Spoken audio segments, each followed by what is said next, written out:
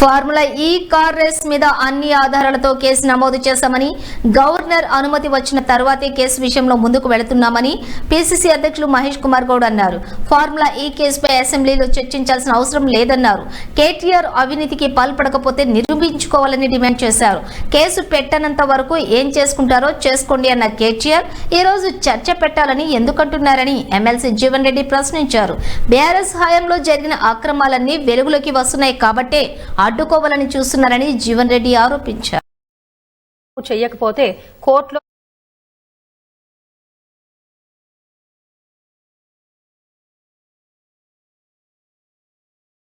రెడ్డి ప్రశ్నించారు.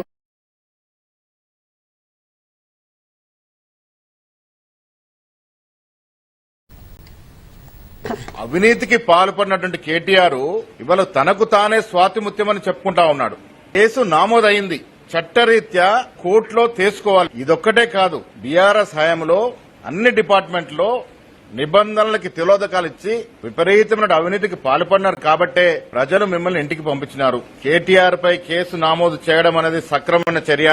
బీఆర్ఎస్ లాగా కక్షపూరితంగా కాంగ్రెస్ పార్టీ పోవట్లేదు. అన్ని నిబంధనల ప్రకారమే జరుగుతా ఉన్నాయి.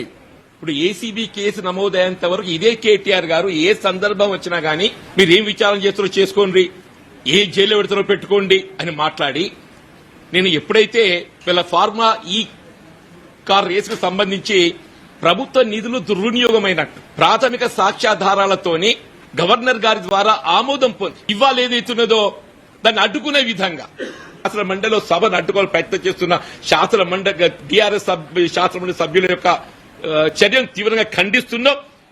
వీళ్ళు దీన్ని తప్పకుండా ఏదైతే తప్పు చేసిన శిక్ష అనుభవించడం తప్పదు.